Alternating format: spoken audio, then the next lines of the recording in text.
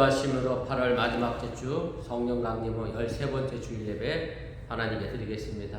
묵도하십니다.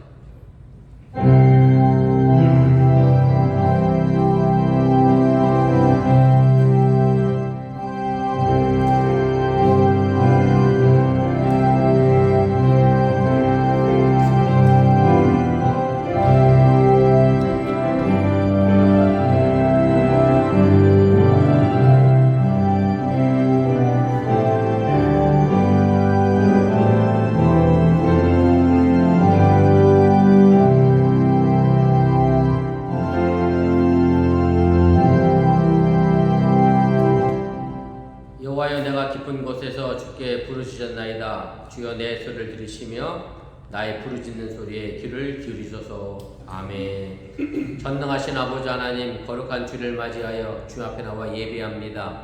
이 자리가 온전히 내 마음과 영혼을 드리는 귀한 예배 자리가 되게 하여 주시고, 또한 내 삶을 드리는 산제물의 예배 자리가 되도록 인도하여 주시옵소서. 예배를 시작하려고 합니다. 사탄 말고는 틈타지 않게 하시고 주님께서만 홀로 영광받아 주시옵소서. 예수님의 이름으로 기도드렸사옵나이다. 아멘.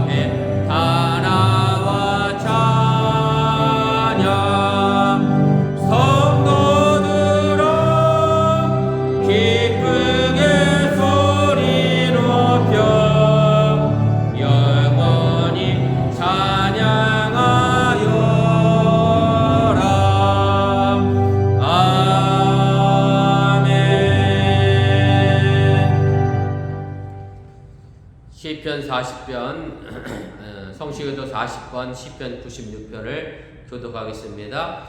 새 노래로 여호와께 노래하라. 온 땅에 여호와께 노래할지어다. 여호와께 노래하여 그의 이름을 송축하며 그의 구원을 날마다 전파할지어다. 그의 영광을 백성들 가운데에, 그의 기한 행적을 만민 가운데에 선포할지어다. 만국의 모든 신들은 장들이시면 여호와께서는 하늘을 지으셨으리로다. 존귀와 위엄이 그의 앞에 있으며 능력과 아름다움이 그의 성소에 있도다. 아름답고 거룩한 곳으로 여호와께 예배할지어다. 온 땅이여 그 앞에서 떨지어다. 하늘은 기뻐하고 땅은 즐거워하며 바다와 거기에 충만한 것이 외치고 밭과 그 가운데 있는 모든 것은 즐거워할지어다. 그때 숲의 모든 나무들이 여호와 앞에서 즐거이 노래하리니 그가 이르시되 땅을 심판하러 마실 것입니다. 그가 이후 세계를 심판하시며 그의 진실하심으로 백성을 심판하시리로다. 아나이다로다. 아멘.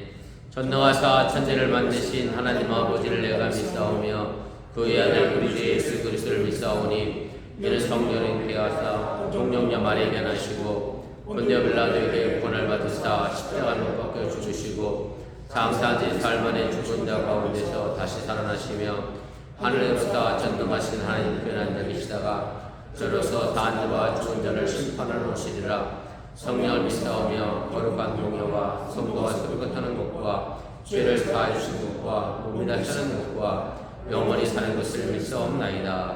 아멘.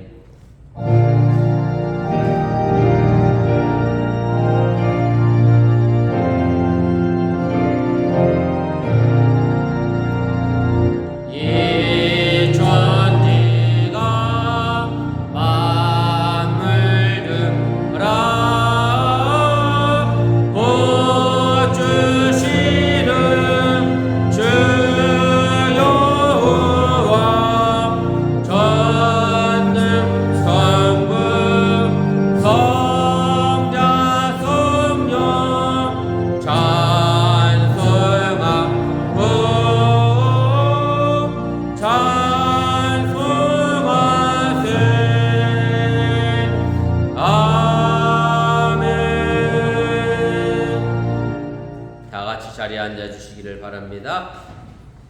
이 시간을 위해 제가 기도하겠습니다. 우리의 삶을 주관하시고 섭리하시는 전능하신 아버지 하나님, 오늘 거룩한 주를 맞이하여 전능하신 하나님을 찬양하기 위하여 또한 경배하기 위하여 이 자리에 함께했습니다. 하나님의 은총과 위로 앞에 늘 겸손히 무릎 꿇고 그 은혜를 사모하며 간구하는 저희들의 삶이 되도록 인도하시고 함께하여 주시옵소서. 하나님께서 귀한 믿음의 성전 어본교회를 이곳에 세워주시고 또한 복음의 씨앗을 뿌리며 전파하게 하시니 감사합니다. 하나님께서 그 복음의 씨앗을 뿌렸기에 우리가 함께 고도내도록 참여하는 일꾼이 되어지게 하여 주시오나며, 내가 나된 것은 내 힘으로 능으로 된 것이 아니라 하나님의 은혜임을 늘 고백하며 우리가 이 땅에 살아가도록 동행하시고 함께하여 주시옵소서. 이 땅의 삶이 또한 만만치가 않습니다. 정말로 이집트에서 종살이하는 이스라엘 민족의 삶과 같이 뭔가 억지로 끌려가는 삶 속에서 우리가 살아가면서 주의 권능과 주의 전능하심을 잃어버리지 않게 해주시오나며, 오늘도 그 주의 전능하심을 신뢰하며 믿고 나아가 내 삶에서 노예의 삶의 모습에서 해방되어져서 하나님께로도 가까이 다가서는 자유인의 삶이 되도록 인도하시고 함께하여 주시옵소서. 이제 아버지 이 어번제단을 통하여 하나님의 복음이 이 지역사회에도 퍼져나가게 도와주시고, 살아난 어번교회 성도들 각자 위치에서 또한 삶의 터전 속에서 직장에서 빛과 소금의 역할을 충실히 잘 감당하여 하나님의 향기가 만방에 퍼져나가도록 또한 인도하시고 함께하여 주시옵소서. 특별히 아버지 전 세계적으로 지금 방사능 공포와 위험 속에 놓여져 있어 많은 일이 염려하며 걱정합니다. 간단하게 단순하게 하나님 정말로 저렴한 비용의 문제만을 생각하지 않게 해주시길 원하며, 하나님께서 우리에게 맡겨주신 이 지구의 자연, 아름다운 삶의 모습들, 내 삶의 모습으로 끝나는 것이 아니라 후대에도 계속해서 물려줄 귀한 자연과 유산임을 잃어버리지 않고 우리가 하나님의 창조 질서를 기억하며 이 땅을 살아가도록 동행하시고 함께하여 주시옵소서. 이제 우리가 이 땅에서 또한 살아가는 삶의 모습 속에서 하나님의 정의를 이 땅에 실천해 나가는 믿음의 삶의 모습들을 살아가게 도와주시고, 또한 이곳에서 하나님의 영광을 드러내는 또한 하나님의 백성으로서 사안예물의 역할을 충실히 감당해 나가도록 인도하여 주시옵소서. 특별히 직장의 삶의 문제로 인하여 어려워하는 많은 이들이 있사오니 주님께서 강건하게 해주시길 원하며 담대함을 도하여 주시고, 이제 아버지 하나님 그들이 받는 육체적인 스트레스의 문제가 주님께서 주시는 평안과 유의 말씀으로 이겨나갈 수 있는 아버지 하나님 힘을 얻게 하여 주시기를 원합니다. 이제 또 육신의 질병으로 고통당하는 이들이 있사오니 강건함으로 세워주시고, 오늘도 또 출근하여 함께하지 못한 이들도 있사오니 저들이 어느 곳에 있든지 간에 하나님의 전을 기억하며 하나님 백성으로서의 삶을 충실히 감당해 나가는 믿음의 성도가 되도록 인도하시고 함께하여 주시옵소서. 지금 이 시간에도 주일학교 예배를 드리고 또 유스가 함께 모여 공부합니다. 살아는 자는지 믿음 안에서 아름답게 성장해 나가게 도와주시고, 하나님의 영광을 드러내는 믿음의 자손이들 되도록 인도하여 주시옵소서. 또한 부족한 종의 말씀을 전할 때 사람의 모습은 주 십자가 뒤에 감추시고 하나님의 능력의 말씀만 태어나는 귀한 시간 되도록 인도하여 주시옵소서. 이 모든 말씀 예수님의 이름으로 축복하며 기도드렸사옵나이다. 아멘. 하늘에 계신 아버지 이름 거룩하사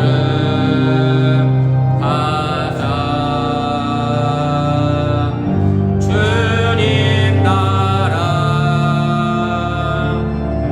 임하시고 뜻이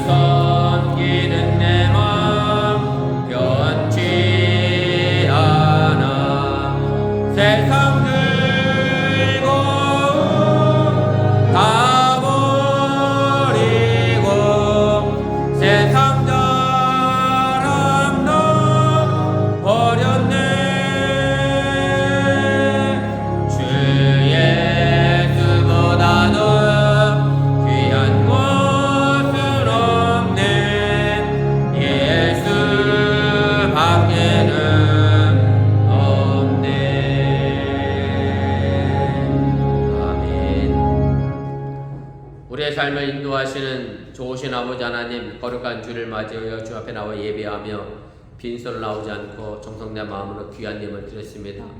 이 물질이 억지로 인색함으로 드려진 예물이 아니라 하나님을 사랑하는 마음으로 즐겨드린 예물 되게 하여 주시고, 또한 우리가 이때 살아가는 동안에 삶의 문제 속에서 물질의 문제 때문에 염려하거나 걱정하지 않도록 하나님께서 언제나 눈동자까지 또한 지키시고 보호하여 주시옵소서. 하나님께서 이 땅에서 살아가는 삶의 모습 속에 육신의 질병으로 인하여 고통당하지 않게 도와주시고 나며, 또한 삶의 여러 가지 여건으로 인하여 받는 여러 가지 인간적인 관계성 속에서, 또한 직장에서 삶의 문제로 인하여 스트레스로 인하여 절망과 좌절이 아니라 이내 털고 일어나 믿음으로 승리하는 우리 어번교 성도들 되도록 함께하여 주시옵소서. 이 모든 말씀 예수님의 이름으로 축복하며 간절히 기도드려서옵나이다. 아멘.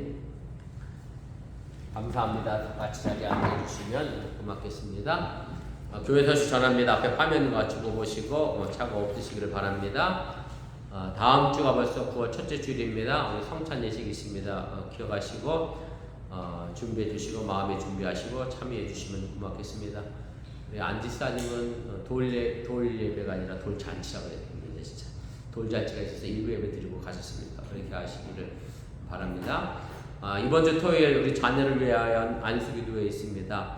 기억하시고 우리 학부모님들 물론 쉽지 않습니다만은 한 달에 한 번 있는 귀한 시간이니까 우리 자녀들과 함께 더불어서 나와 예배하고 또 기도하는 귀한 시간으로 삼을 수 있기를 바랍니다. 그 다음에 에스더 여순교회 선교 바자회가 9월 9일에 있습니다. 기억하시고 우리 선교회 격려해 주시고 또 기도해 주시면 고맙겠습니다. 그 다음에 제가 지난주에 야외 예배 일정을 10월 15일로 제가 일단 관고를 드렸는데, 지난주에 UMC에서 이메일이 왔습니다. 10월 8일이 선교회 날로 미션데이라고 해서 아마 안에서 빌딩하고 그 주차장 전부를 사용해야 할 것이라고 안내가 와서 그러면 차라리 저희가 비워주는 게 좋겠다 싶어서 야외 예배 일정을 한 주 당겼습니다. 그렇게 하시고 급하게 그 장소를 섭외하다 보니까 다른 곳을 찾아볼 여유 없이 매년 갔던 우리 체아클락 스테이트 파크 제 꼭대기 파빌론으로 예약을 지난주 했습니다. 그렇게 하시고 9월 둘째 주 선교회 모임 때 다시 이 부분에 대해서 의논해 주시고 우리 야외 예배가 즐겁게 진행될 수 있도록 그렇게 해주시면 고맙겠습니다. 그 다음에 9월 예배 봉사위원 보시고 착오 없으시기를 바라고요. 그 다음에 이한결 지사님하고 군 지사님 가정 코로나 때문에 많이 아파하십니다. 그래서 기도해 주시면 좋겠고요. 이한결 지사님은 주치의가 응급실 폭발하고 열이 너무 많이 나서 그래서 안 가겠다니 그럼 내 책임 없다고 사인까지 할 정도로 아마 열이 많이 났던 모양인데, 아무튼 위해서 기도해 주시고 코로나가 다시 기승을 부린다고 하니까 건강관리도 잘하시면 좋겠고, 저도 일주일째 벌써 코가 맹맹하고 있습니다. 안은 시원한 에어컨, 바깥은 더운 공기, 아마 이것 때문에 제 몸이 제대로 반응을 못하는 것 같습니다. 아무튼 감기도 조심하시고 다 조심하시길 바랍니다. 그 다음에 저희 집사람은 지난주에 고관절, 인공관절 수술 일정이 나왔습니다. 9월 28일 목요일 날 할 예정이고요. 18일 날 마취 의사 만나고 열흘 뒤에 합니다. 가능하면 올해 안에 오른쪽 왼쪽 다 할 수 있는 방향으로 계획을 하고 있는데, 하나님의 선하신 인도하시면 어딘지 알지 없습니다만은 아무튼 빠른 회복을 위해서 여러분들도 기도해 주시면 고맙겠습니다. 혹시 뭐 또 제가 알아야 될 다른 거 하고 있나요? 네, 오늘 함께하지 못한 분들 많이 계신데 두루두루 관심 가지시고 안부 눌러주시고 또 관심 가져주시면 고맙겠습니다. 특별한 광고 없으시면 하나님 말씀 보겠습니다. 하나님 말씀은 출애굽기 1장입니다. 우리 8절 말씀에서부터 14절입니다.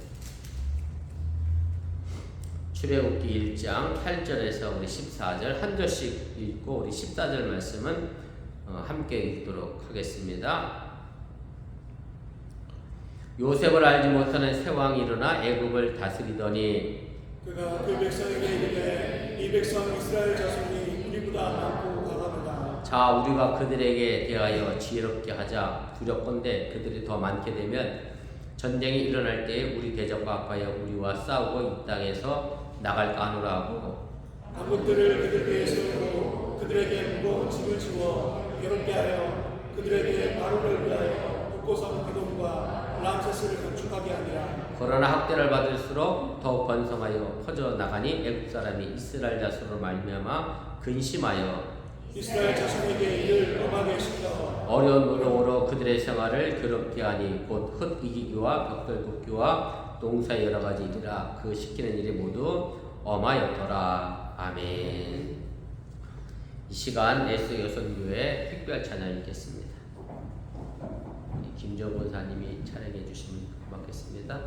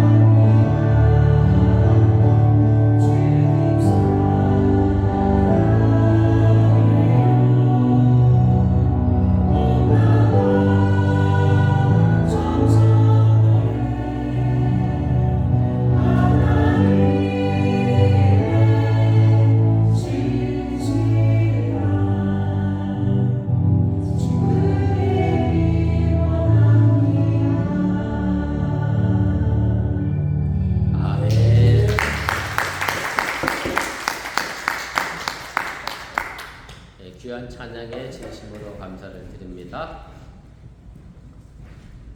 지난 주일에 여름 성경학교 교사로 수고하신 선생님들을 위로하기 위해서 교회에서 작지만 식사 제전을 해드렸습니다. 이런저런 이야기를 나누던 중에 유수를 담당하시는 선생님이 지난주에 성경에 나오는 인물을 대해서 설명하고 공부하면서 성경 퀴즈를 했는데 거의 알지 못했다. 그래서 참 충격이었다. 본인이 주일학교 때 그 아이들을 가르치면서 성경 인물에 대해서 그렇게 외우라고 시켰는데 그때는 곧잘 하더니 지금 왜 다 잊어먹었는지 모르겠다. 그런 말씀을 하셨습니다. 그래서 제가 이런 말씀을 드렸습니다.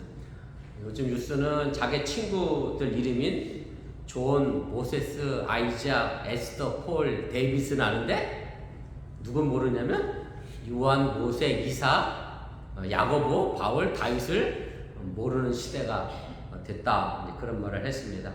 그렇다고 해서 교회에서 성경을 가르치지 않아서 생긴 문제는 아닌 것 같고요. 성경을 가르치지만 그것을 이해하고 받아들이는 능력이 많이 부족한 부분도 있지 않을까, 그런 생각을 제가 해보게 됩니다. 이것은 비단 미국에 살고 있는 한인 2세만의 문제는 아닙니다. 지금은 읽는 시대가 아니라 이제 보는 시대가 되어 있다 보니 이 땅에 살고 있는 모든 사람들의 문제이기도 하고요.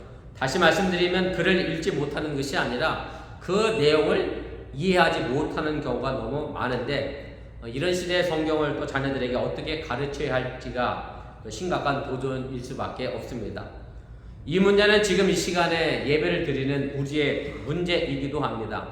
무슨 말씀인가 하면 요즘은 교회 가면 어느 교회든 화면을 통해서 다 성경도 보여주고 찬송가도 보여주고, 처음 생겼을 때만 해도 이 교회는 앞서가는 교회구나, 뭔가 신식이구나, 좋아 보인다 그랬는데, 오히려 점점 이것이 교회의 폐해로 다가오는데, 뭔가 하면 교회 와서 성경책을 펼칠 일도 없고 찬송가를 펼칠 일도 없고, 그러니 교회에서도 안 펼치는 성경책을 집에서는 당연히 많이 보실 거라 저는 확신하지만, 그런 시대가 됐음을 이제 부정할 수 없는 그런 시대가 됐다라고 하는 얘기입니다. 최근 어느 고등학교 2학년 교실에서 실제로 있었던 일이라고 하면서 인터넷에 이런 글이 하나 올라왔습니다. 교사가 고등학교 2학년 여학생에게 이렇게 칭찬을 했다는 거예요. 너 참 이지적이구나, 이렇게 칭찬했더니 이 여학생이 그걸 듣고 막 불쾌하면서 화를 냈다는 거야. 그래서 제가 오늘 일부 유스 애들에게 물어봤어. 이지가 뭘로 들리니? 그랬더니 이지가 이지로 들리더만요. 이성과 지혜를 가지고 행동하고 판단하는 그 이지적이 영어 이지만 생각해서 난 참 쉬운 여자구나, 이렇게 생각해서 화를 냈다는 묻지 못할 얘기가 한국 사회에 실제로 있다고 합니다.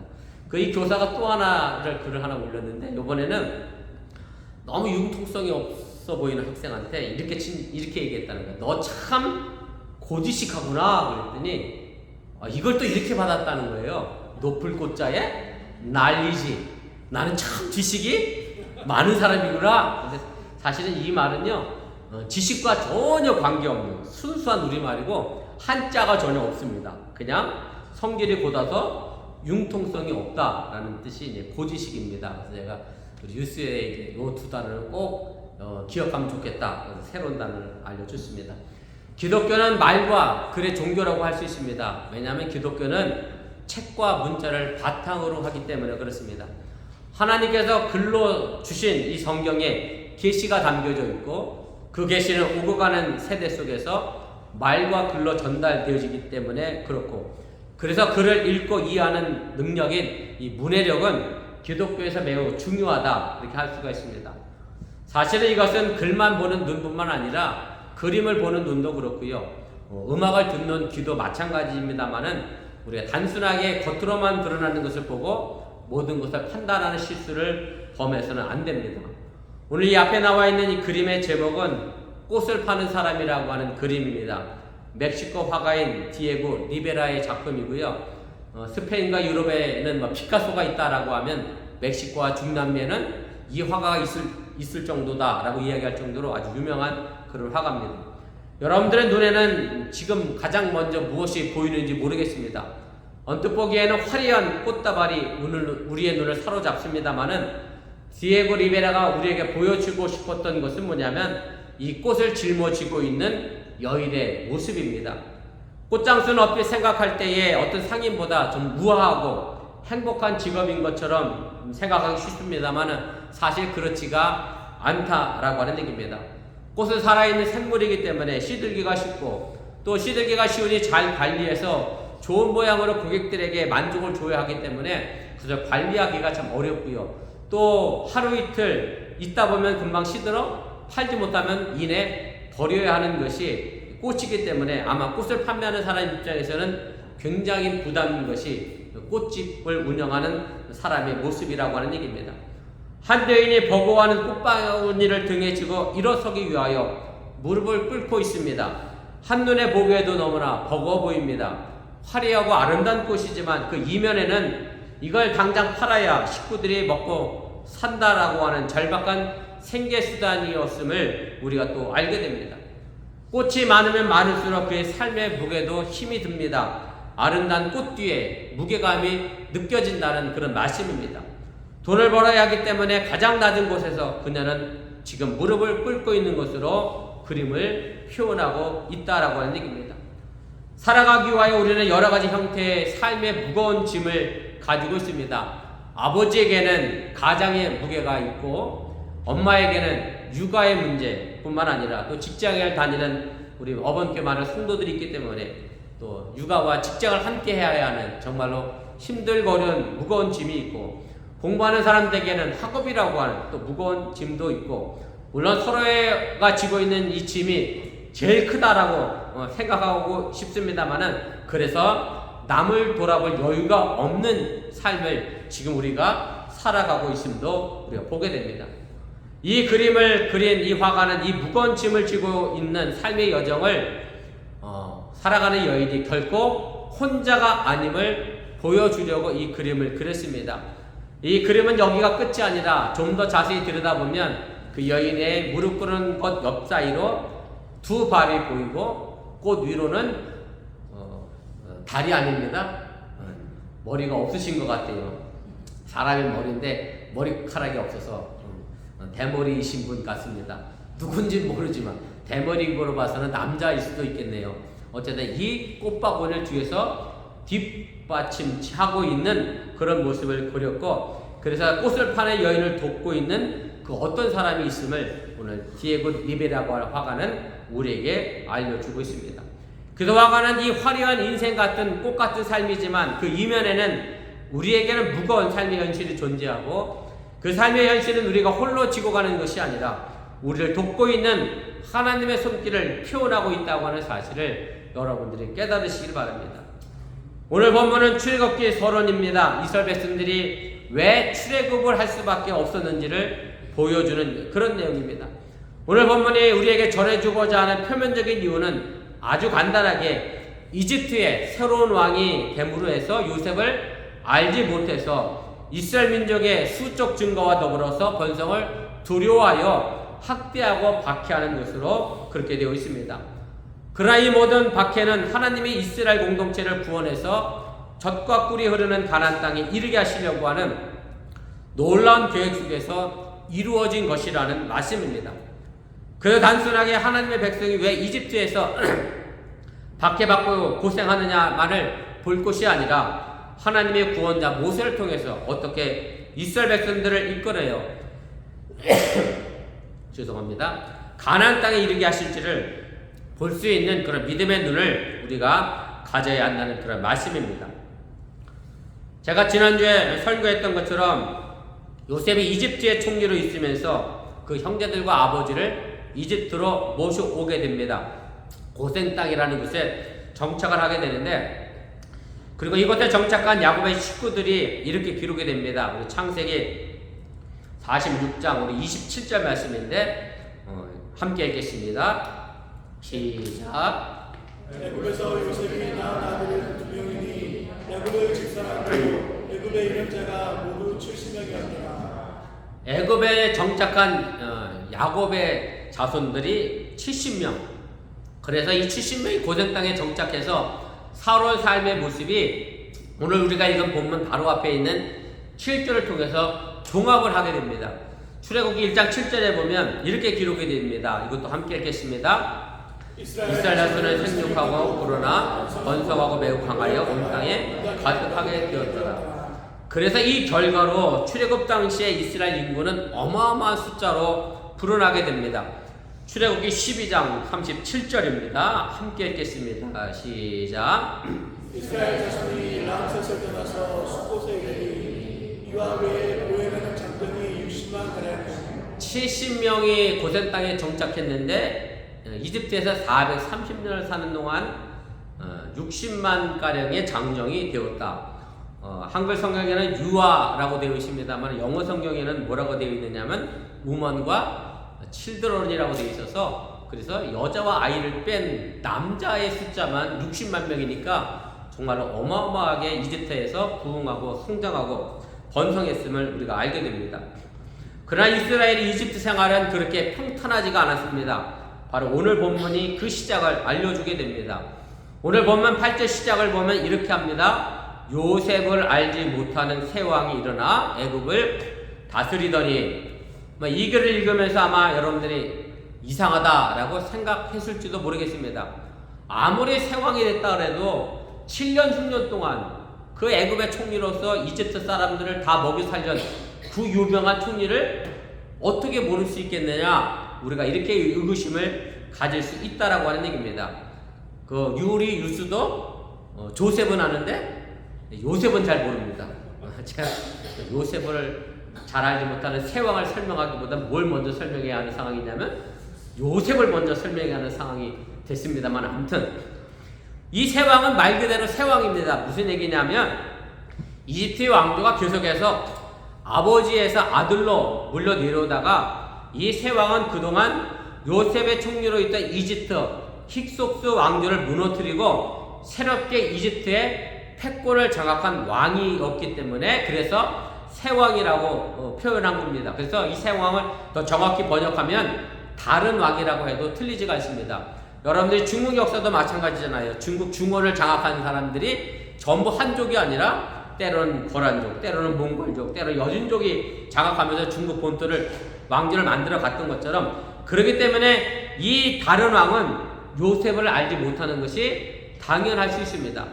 여기서 알다라고 번역된 히브리어가 야다라는 히브리어 단어를 사용합니다. 이 뜻의 의미는 내가 봐서 알고, 들어서 알고, 실험을 통해서 알고, 더 나아가서 친분을 맺어서 알고, 더 나아가면 심지어는 성관계를 가져서 안다라는 의미도 있습니다. 그래서 이 단어는 단순히 지식으로서의 알미 아니라 친밀한 관계를 전제로 한 그런 지식이라고 하는 사실을 여러분들이 기억하시면 좋겠습니다.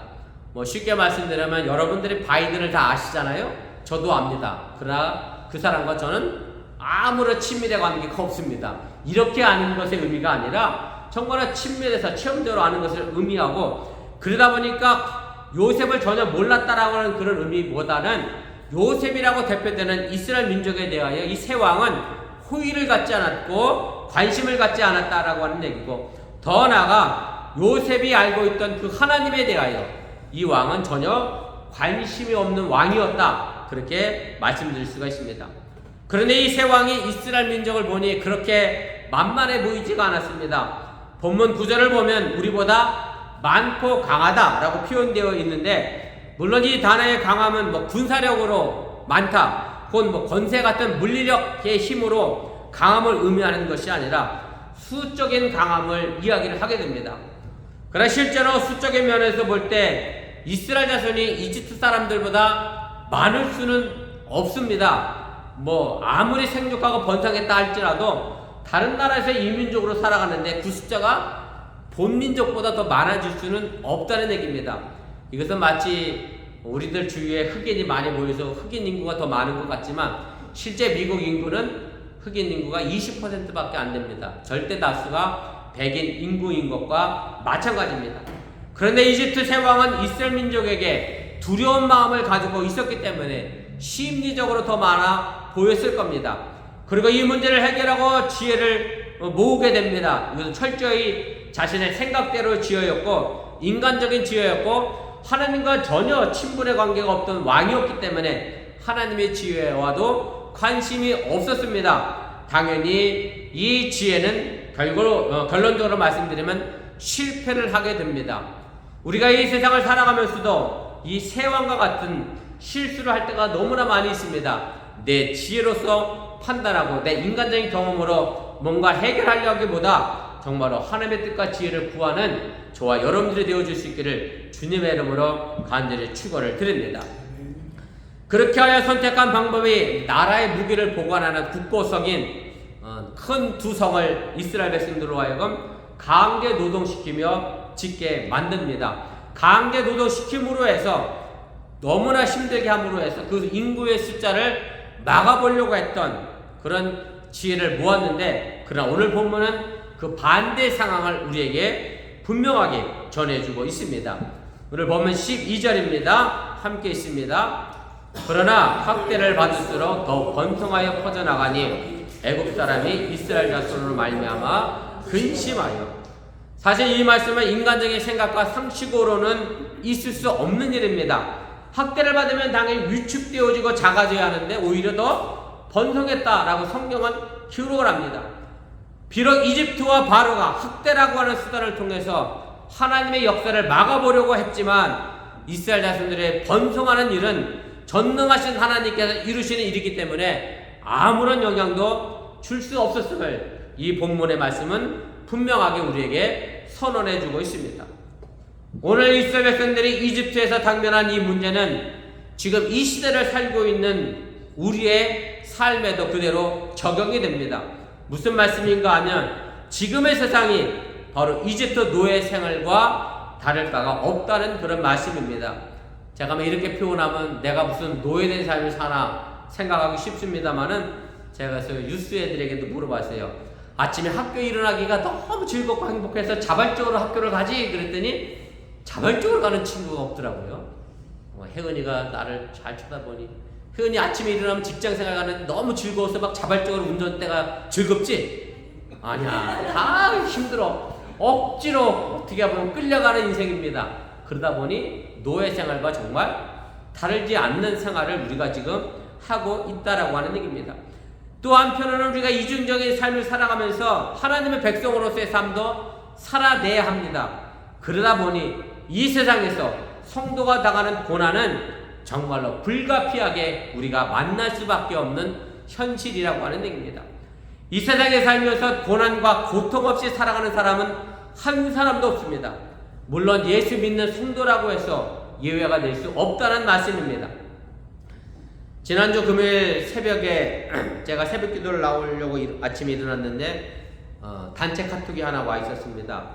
캐나다에서 목회하는 제 5년 후배 목사님인데 그동안 3년 동안 신장암으로 투병하셨는데 감리사님이 새벽 3시에 소천했다고 하는 연락을 받고 인간에 있는 목사님과 더불어서 그 교회를 지금 가고 있는 중이라고 이제 카톡을 남겼습니다.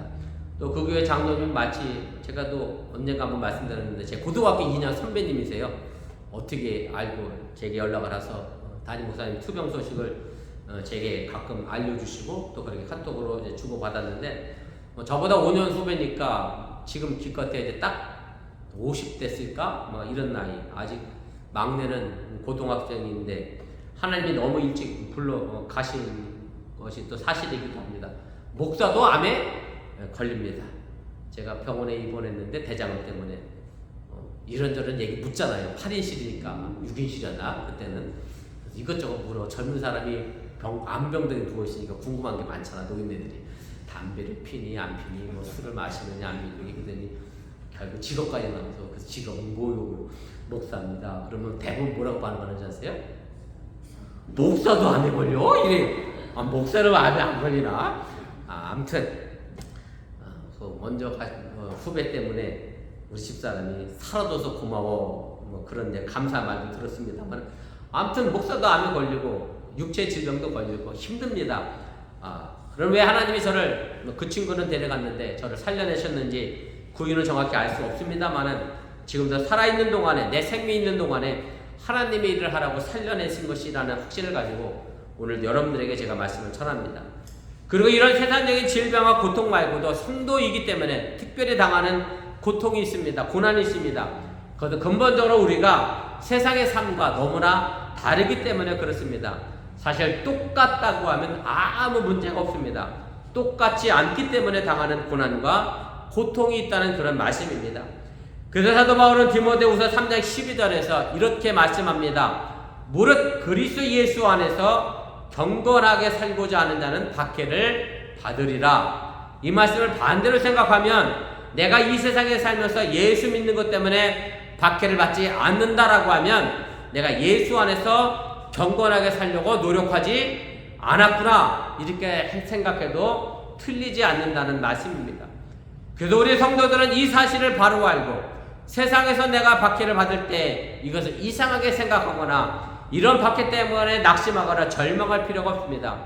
물론 박해를 받았을 때 물론 제가 암에 걸렸을 때 할렐루야 암이구나 이렇게 즐거워했겠어요? 도저히 그렇게 될 수는 없다 할지라도 절망과 좌절한다 할지라도, 사람이기 때문에 절망과 좌절할 수 있다 할지라도, 그러나 금방 인해 털고 일어날 수 있기를 주님의 이름으로 간절히 축원을 드립니다. 우리가 당하는 모든 고난의 짐을 나홀로 지고 가는 것이 아니라 여전히 우리의 등 뒤에서 우리의 모든 고난을 함께 짊어지고 함께 걸어가고 계시는 전능하신 아버지가 계시다고는 사실을 확실히 믿고 담대히 오늘과 내일을 살아낼 수 있기를 주님의 이름으로 축원을 드립니다. 그럼에도 우리에게는 여전히 모든 고난이 있기 때문에 우리가 더욱 담대할 필요가 있습니다. 하나님이 강한 박해도 불구하고 이스라엘 민족을 더 번성하게 하자 이집트의 새 왕은 내가 졌다 그렇게 손들지 않았습니다. 오히려 더 엄한 박해를 하게 됩니다. 본문 13절 14절에서 이렇게 기록을 합니다. 이스라엘 자손에게 이를 엄하게 시켜 어려운 노동으로 그들의 생활을 괴롭게 하니 곧 흙 이기기와 벽돌 굽기와 농사의 여러 가지 일이라 그 시키는 일이 모두 엄하였더라. 여기서 표현된 엄하게 하다는 히브리어로 페레크라는 단어를 사용했는데, 빼는 전치사이고요, 페레크는 완전히 진리기다, 가루로 만들다라고 하는 뜻입니다. 그래서 이런 어원을 통해서 볼 때에 이집트의 바로는 이스라엘 사람들을 완전히 진리기듯이 매우 가혹한 방법을 사용해서 이스라엘 자손의 인구 증가를 막았다라고 하는 말씀입니다. 그리고 구체적으로 어떤 방법을 사용했는지가 등장을 하게 되는데, 흙 이기기, 벽돌 굽기, 농사의 여러 가지 일, 이것을 가지고 어려운 노동이라고 표현을 했습니다. 그런데 가만히 생각해 보면 이스라엘 민족의 원래 직업은 어떤 민족이냐면 유목민입니다. 목축업입니다. 양을 키우고 소를 키우는 사람들인데 지금 뭘 하고 있는 거냐면 흙을 이기고 벽돌을 굽고 농사를 짓고 있는 일을 하는 거예요. 이스라엘 민족의 정체성을 말살시키려고 하는 이집트 폐왕의 정책이었고, 통일된 민족성을 파괴하려고 하는 이집트의 새 왕의 그런 의도적인 계획이었는데 결국 이 계획이 모두 실패로 돌아갔다는 말씀입니다. 그런데 이 왕이 계획이 실패했다기보다 하나님의 이스라엘을 출애굽시키려고 하는 계획을 앞당기게 한 어리석은 집착과 방법이었고, 하나님의 이 힘들고 어려운 일을 합력하여 선을 이루어내셨는데 바로 오늘 본문에서 우리가 봐야 하고 이해해야 될 아주 중요한 말씀임을 여러분들이 믿으시기를 바랍니다.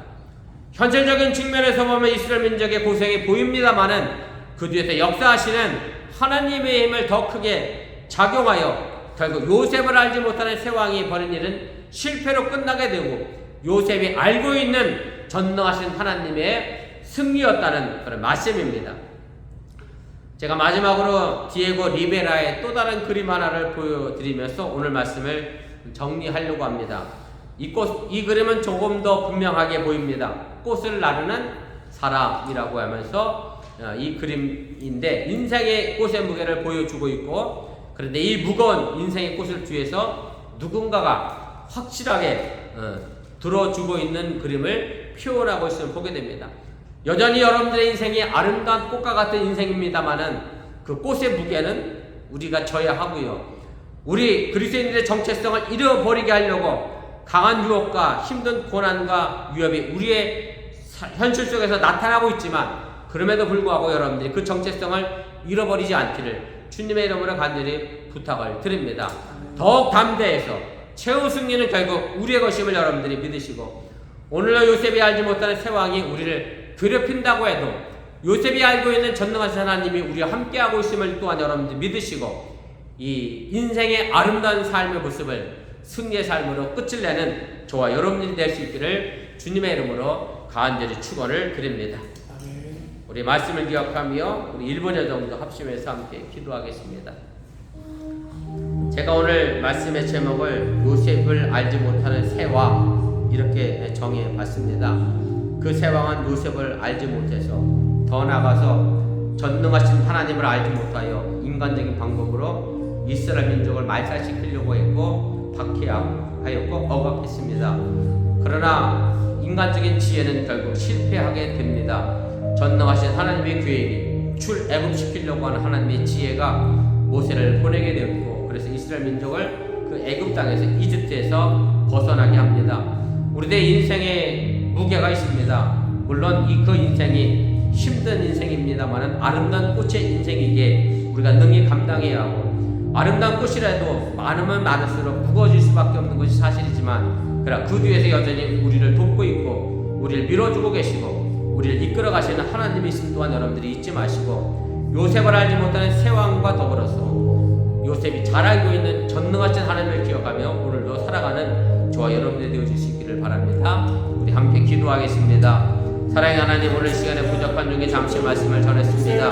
내가 잘못 전한 것이 있으면 저들 마음과 생각 속에 사라지게 도와주시고 하나님의 능력의 말씀 속에 나가 하나님의 영광을 드러낼 수 있는 그런 믿음의 삶을 살아가도록 인도하시고 함께하여 주시면서, 요셉을 알지 못한 세왕이 요셉을 아버지 민족을 이스라엘 민족을 괴롭혔지만 그러나 전능하신 하나님이 그 삶의 길을 이끌어내시고 새로운 방법으로 하여 하나님의 영광을 드러내게 이끌어 가셨는 것을 우리가 바라보면서 정말로 내 인생의 아름다운 꽃의 무게를 감당해 나가며 이것이 나 홀로 충분하는 것이 아니라 내 뒤에서 그 누군가가 돕고 있고 나를 이끌어가고 있고 나를 돌아보지 않으며 동행하시고 함께한다는 사실을 잃어버리지 않도록 인도하시고 함께하여 주시는 이 일들이 정말 하나님의 도를 축복을 만들어낼 수 있는 삶의 길들을 얘기해 주시고 삶의 터널을 만들어갈 수 있는 복음의 역사와 믿음의 삶의 길들을 할수록 인도하시고 함께하여 주시고 믿음으로 승리할 수 있도록 함께하여 주시옵소서.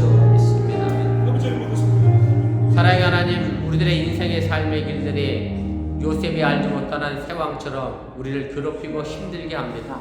그렇다고 해서 우리들의 인생이 시궁창과 같은 인생이 아니라 꽃과 같은 아름다운 인생임을 잃어버리지 않게 해주시고, 그러나 그 꽃이 많으면 많을수록 그 무겁고 또 그것을 이겨내기는 힘도 우리에게 필요하다는 것을 기억하면서, 그러나 나 홀로 지는 것이 아니라 내 뒤에서 함께 동행하시는 전능하신 하나님이신 또한 잃어버리지 않게 하여 주시옵소서. 이 모든 말씀 예수님의 이름으로 축복하며 기도드려사옵나이다. 아멘. 우리 다 같이 일어나셔서 찬송가 342장 우리 찬송하시고 축도로 축복성을 예배 마치겠습니다.